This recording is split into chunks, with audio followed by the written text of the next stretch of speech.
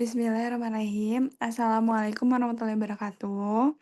Kami dari kelompok 5 akan mempresentasikan mengenai hasil monitoring dan analisis kampanye digital dengan hashtag Berani Bersuara. Sebelumnya kami akan memperkenalkan diri dulu. Eh, saya Lutfia Amalia Putri dengan NPM 100.800.22.078. Selanjutnya, Saya Naura Zulfiani Erza dengan NPM 100.800.22.102. Saya Mesya Febriana dengan NPM 100.800.22.082. Saya Ranti Safitri dengan NPM 100.800.22.076. Saya Sekario Kinanti dengan NPM 100.800.22109. selanjutnya latar belakang dari kampanye Berani Bersuara ini berawal dari kasus kekerasan seksual yang dimana kasus ini tuh saat ini merupakan masalah sosial yang sangat mendesak dan kompleks, hingga berdampak serius terhadap individu dan masyarakat secara luas. Isu ini tidak hanya melanggar hak asasi manusia, tetapi juga menghambat pembangunan sosial dan ekonomi. Melihat kondisi kasus kekerasan seksual ini, dibutuhkan sebuah kampanye yang berfokus pada edukasi serta peningkatan empati terhadap korban kekerasan seksual di media sosial. Pada saat ini, media sosial TikTok juga menjadi salah satu aplikasi yang sering digunakan oleh kita. Dengan begitu, TikTok menjadi salah satu media kampanye yang mudah menjangkau banyak audiens dari segala kalangan. Hal ini sesuai dikarenakan kekerasan seksual bukan hanya berasal dari orang sekitar, tetapi juga melalui sosial media yang juga kerap kali terjadi. Selanjutnya, ini adalah konten pertama yang Kekerasan seksual terjadi pada anak. Kasus pelecehan kita seksual upload yang di dilakukan media dokter sosial terus TikTok Berani berjumlah. Bersuara. Seksual yang terjadi di lingkungan sekolah. Seorang penari Jatilan alami pelecehan oleh salah satu penonton. Seorang pria di Kabupaten Ciamis, Jawa Barat diduga melakukan tindak kekerasan seksual kepada anak kandungnya yang masih berusia 12 tahun.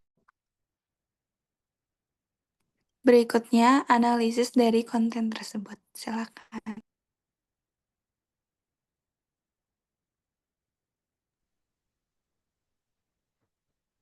Berikutnya adalah analisis akun dari Keymetrics Analytics. Akun TikTok Berani Bersuara ini pertama kali dibuat pada tanggal 28 Mei 2025. Hingga saat ini memiliki total 6 pengikut. Pada tanggal 30 Mei dan 31 Mei, jumlah pengikut ini stabil di angka 5. Antara 31 Mei dan 1 Juni terjadi kenaikan jumlah pengikut dari 5 menjadi 6 pengikut. Dari 1 Juni hingga 5 Juni, jumlah pengikut stabil di angka 6 dan tidak ada penurunan pengikut.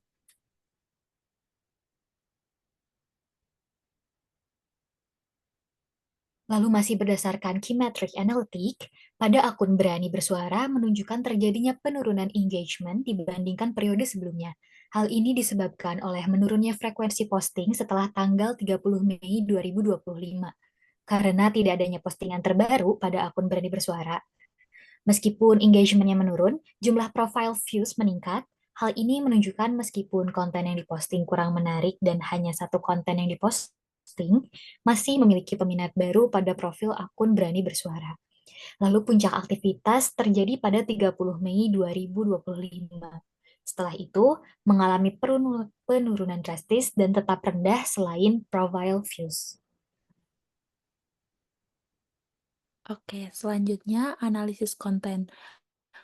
Konten kampanye yang diposting pada tanggal 29 Mei 2025 ini menjangkau 375 tayangan dengan puncak penayangan di hari pertama. Lalu setelah itu terjadi penurunan penayangan yang sangat drastis dan cepat setelah hari pertama. Meskipun mendapatkan 37 suka, 20 kali dibagikan, dan 3 kali disimpan, tetapi tidak adanya komentar menandakan bahwa konten belum berhasil memicu diskusi, pertanyaan, atau refleksi dari audiens. yang mana hal itu merupakan aspek penting dalam melakukan kampanye. Rata-rata waktu tonton hanya 6,88 detik dan 10,3% penonton menyelesaikan video menunjukkan bahwa keterlibatan dan tingkat ketertarikan audiens yang sangat rendah. Selain itu, hanya ada satu pengikut baru, menandakan kurangnya daya tarik konten ini untuk menarik audiens bergabung dengan gerakan kampanye ini. Untuk grafik retensi konten ini menunjukkan bahwa mayoritas audiens berhenti menonton video pada detik kedua yang merupakan tanda bahwa pembukaan video gagal menarik perhatian audiens, di mana mereka langsung kehilangan minat pada waktu yang sangat singkat. Penurunan drastis dari awal hingga akhir video menegaskan bahwa sebagian besar pesan kampanye tentang kekerasan seksual tidak tersampaikan karena penonton sudah pergi. Hal ini mungkin berhubungan dengan visual video yang kurang menarik sehingga menyebabkan retensi yang rendah.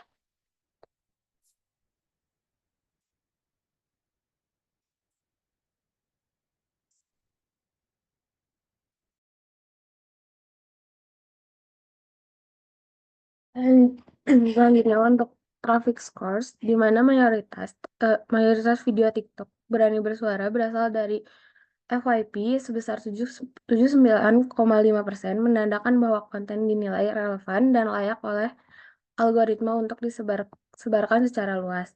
Ini merupakan kekuatan utama yang menunjukkan potensi konten untuk menjangkau audiens baru.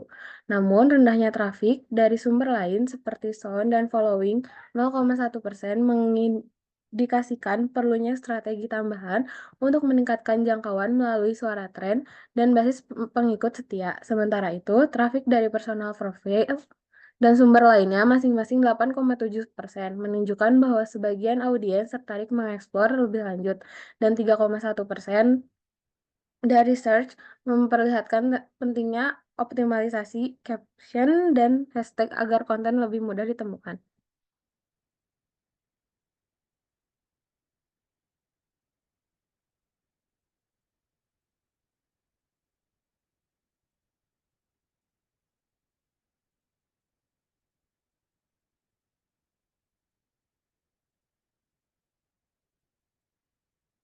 Untuk analisis konten terhadap search queries, data pencarian menunjukkan bahwa minat audiens terhadap konten kekerasan seksual sangat dipengaruhi oleh konteks kasus yang spesifik dan aktual.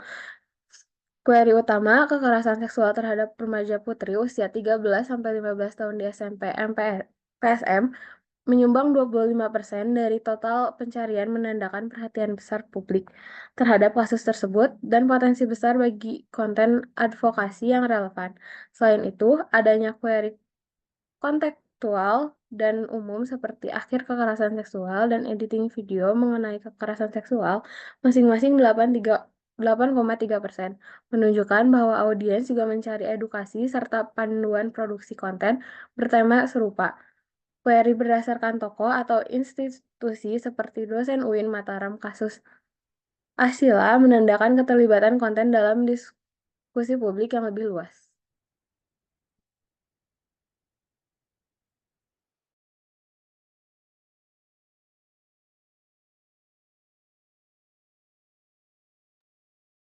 Yang selanjutnya ada viewer types. Presentasi penonton baru sebanyak 95% dan non-followers yang sangat tinggi menunjukkan bahwa video ini berhasil menjangkau banyak orang di luar basis pengikut yang sudah ada. Ini biasanya terjadi jika video masuk ke halaman FYP dan mendapatkan exposure yang luas. Data ini juga menunjukkan potensi yang besar untuk menambah pengikut baru, karena banyak penonton yang belum menjadi followers. Hanya 1% penonton yang merupakan pengikut, sehingga akun ini perlu mendorong engagement dari followers yang sudah ada. Misalnya dengan membuat konten yang lebih interaktif bagi mereka. Pola distribusi demografi jenis kelamin ini menandakan adanya kecenderungan yang jelas, di mana konten yang disajikan oleh akun TikTok berani bersuara memiliki daya tarik bagi perempuan, sehingga membuat mereka menjadi sebagian mayoritas audiens pada konten tersebut.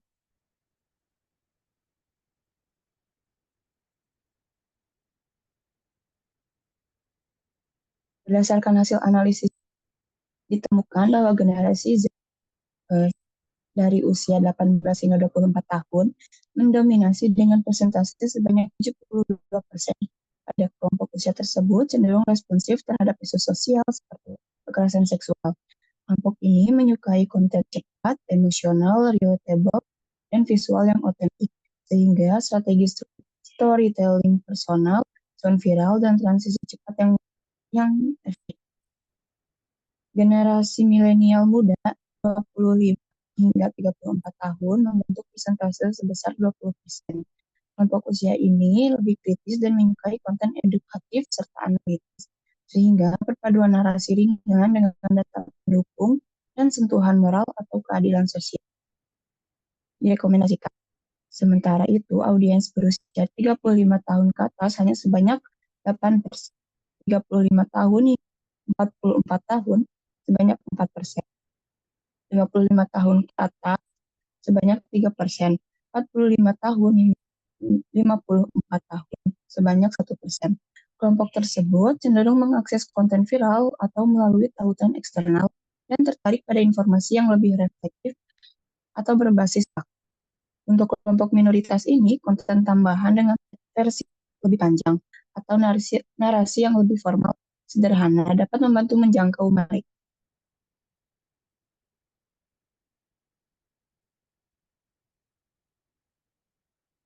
Selanjutnya ada analisis konten dari lokasi. Dominasi Indonesia ini menunjukkan bahwa konten ini memiliki daya tarik yang kuat secara lokal, baik dari segi bahasa, isu, maupun konteks sosial budaya yang relevan dengan masyarakat. Di sisi lain, angka dari luar negeri, meskipun kecil, tetap mencerminkan adanya aksesibilitas konten secara global. Kemungkinan melalui tagar internasional, format video seperti teks atau subtitle, atau keterkaitan isu yang bersifat universal. Secara keseluruhan, kekuatan lokal yang sangat dominan menjadi fondasi kokoh bagi pembangunan komunitas yang loyal, sekaligus memberikan potensi besar untuk meningkatkan jangkauan lintas negara di masa mendatang.